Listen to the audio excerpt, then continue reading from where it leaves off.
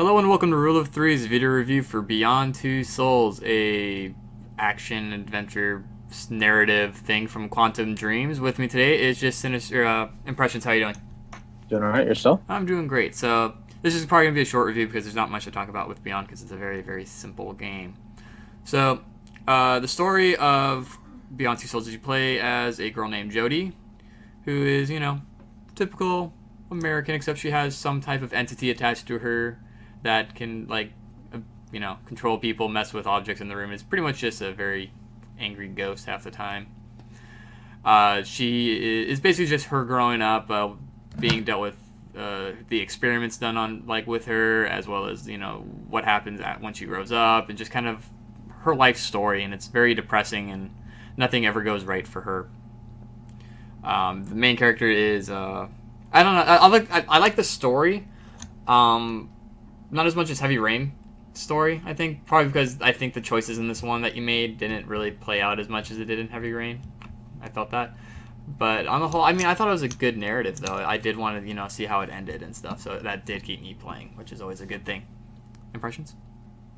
Yeah, the story is pretty much what drives the entire thing. There's very, your actions, like you said, really have little to influence how everything turns out at the end. It's pretty much just your execution of whether or not it goes smoothly, etc. But all in all, I am genuinely curious. I did want, because it starts off. It's told in a series of flashbacks. Oh yeah, that's right. The game is non-linear. You jump around your timeline. Yeah, so it's a little. You kind of have to. You do have to pay attention to kind of figure out what's going on, and essentially, it's engaging. That's the best way I can put it. Yeah, but I mean, now that you're remembering that, that was, I think, my other problem with the storyline is I didn't like it doing that because it created a lot more questions, and I never got those answers till way late in the game. By then, I was just confused as heck half the time. And I don't know, I just felt that if it was, straight lined, it would have been a lot better than just hopping around. How about you? Anything on that?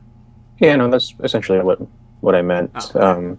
I don't. If anything, I think it kind of hurt it because it was nonlinear. Alright, so let's go into gameplay.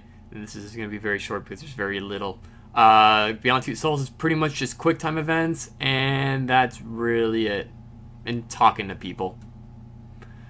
Once again, if you're into quick time events, it does play out well with this game because it is more of like a movie that you're kind of interacting with a little bit, so I didn't mind the quick times, and I thought, it was actually an interesting way of doing them, is instead of it, at least on the mode I was playing, is it didn't tell you exactly what button to push half the time during the action scenes. You kind of had to follow what motion she was doing.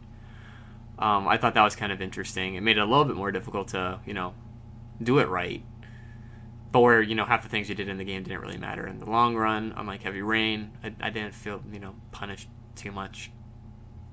And then, of course, controlling Aiden is the other thing. That's the ghost entity. You push triangle, and you become Aiden. You fly around, and you mess with the environment, and do a couple of puzzle-solving things, and push things out of the way, and other fun things. Once again, I thought the gameplay was, it worked for what the game is, so I didn't have any problems with anything. You? And if you're in the mood for one long QuickTime event movie, it's worth it. That's actually kind of why I was. I knew that's what this game was going to be like, and essentially that's kind of. I mean, I didn't really have any expectations beyond that going in, so I wasn't really disappointed. You just kind of have to be in the right mindset for it. Don't expect to be super, super meticulous about what buttons you're pressing, how you're pressing it. It's not so much tactical as it is just reacting. Yeah. Which is obviously the point of QuickTime events. And if you just kind of want to kick back, and very casually, an emphasis on the casually, play a game / watch a movie, then it's actually it's pretty good just for exactly that. The most involved you ever get is, like you said, when you take over the ghost Aiden, and that's when you do kind of like the investigative or exploration mode. At least the majority of it is. Yeah. Otherwise, you're just talking to people. Mm-hmm. And even then, it is just, push button to say something. Yep, and essentially that's pretty much the gist of the game. Yeah, so. that's really it. Like I said, there's not much to this game. So anyway, let's get into our rating. So at Rule 3, you don't use a number rating system because I don't like doing that for some reason. So we use a buy, rent, pass system. Buy means we think it's worth the full price of the game on release, whatever the publisher wanted, whether it's 60, 50, 40, whatever their price was. The game's worth it. You should go play it and buy that game. Rent is twofold. It means, the game was okay. It wasn't terrible. It's not something, we think you should buy. It's, maybe worth the rent or maybe waiting for it to go half off or something like that. It's just not quite worth whatever the starting price was, in our opinion. But, it's something that if if you feel like it, give it a shot, rent it, or, buy it used or something. And pass means, throw it into the void and hope that it never comes out. So I'll go first. I give Beyond Two Souls a rent. Once again, I didn't like the jumping around through the narrative. I thought that hurt it more than helped it. The choices weren't quite as prominent like it was. Like I said, the only game I can really compare it to is Heavy Rain. And Heavy Rain I thought was a little better, but it was a solid storyline once you got through it all, and I did want to keep finding things out. So there was never a point in the game like this is just crap and threw it down. But I thought it was a solid game, other than just a couple of nitpicky, like how they presentation, I guess, ways they did things. Impressions. Yeah. Before I mention my grading, I also just want to point out that the motion capture and voice acting is just phenomenal. It's Ellen Page and Willem Dafoe, and they essentially are their characters, then their performance is essentially the essence of the entire game. Both really good. Yeah, both of which is pretty much why I wanted to keep going. It's the closest I've ever seen a game, pretty much just being a movie, and to that point, that's exactly why I did enjoy it.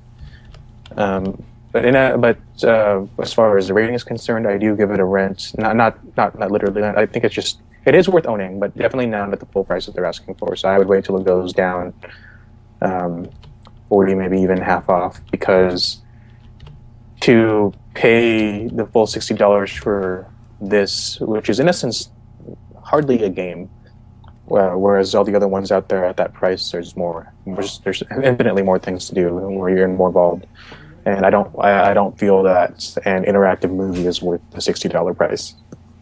All right, so there you have it, 2 rents. So that's it for this review.